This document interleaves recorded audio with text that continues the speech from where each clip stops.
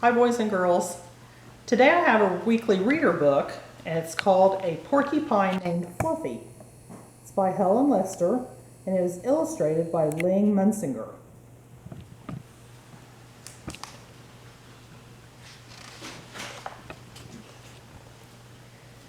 When Mr. and Mrs. Porcupine had their first child, they were delighted.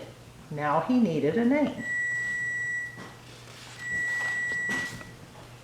Should they call him Spike? No, Spike was too common. Should they call him Lance? No, Lance sounded too fierce. Should they call him Needle Rooser? No, Needle Rooser was too long. Prickles? Pokey? Quillian? Then together they had an idea. Let's call him Fluffy. It's such a pretty name, Fluffy. But soon there came a time when Fluffy began to doubt that he was Fluffy.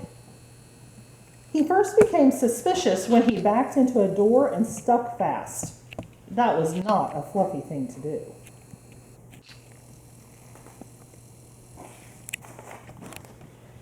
He was even more convinced when he accidentally slept on his back and poked holes in the mattress.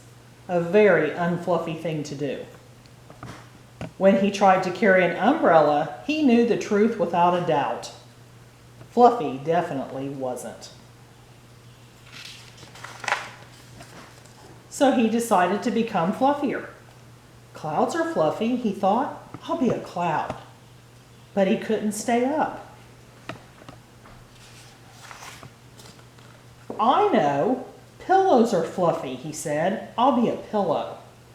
But when his mother sat on him, she was not pleased. He tried soaking in a bubble bath for 45 minutes, but he did not become fluffy. He became soggy.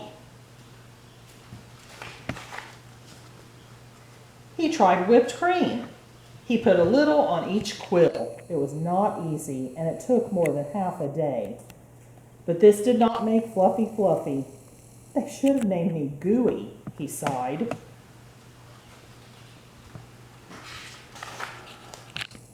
He ate a lot of fluffy marshmallows. He rolled in shaving cream and feathers. He even tried to become a bunny. But the truth remained. Fluffy wasn't. One afternoon, Fluffy set out for a walk, trying to think of ways to become fluffy. Before long, he met a very large rhinoceros. Grrr, said the rhinoceros, I'm going to give you a rough time. Fluffy didn't know what a rough time was, but he didn't like the sound of it at all. What is your name, small prickly thing? Asked the rhinoceros unkindly. Fluffy, said Fluffy. The rhinoceros smiled. He giggled. Then he laughed out loud. He rolled on the ground. He jiggled and slapped his knees, and he roared with laughter. A porcupine named Fluffy, howled the rhinoceros. Fluffy was embarrassed, but he tried to be polite.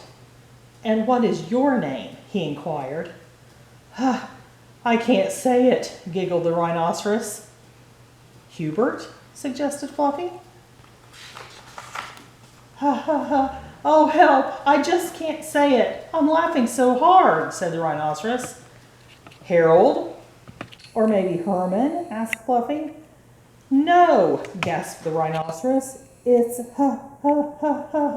Hippo. Hippo? A rhinoceros named Hippo?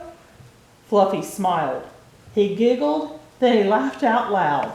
He jiggled and slapped his knees, and he howled with laughter. A rhinoceros named Hippo, Fluffy cried. A porcupine named Fluffy, a rhinoceros named Hippo. It was almost more than they could bear. Hippo and Fluffy rolled on the ground giggling and laughing until tears came to their eyes. At last they lay exhausted on the ground. And from that time on, they were the best of friends. And Fluffy didn't mind being Fluffy anymore, even though he wasn't. The end.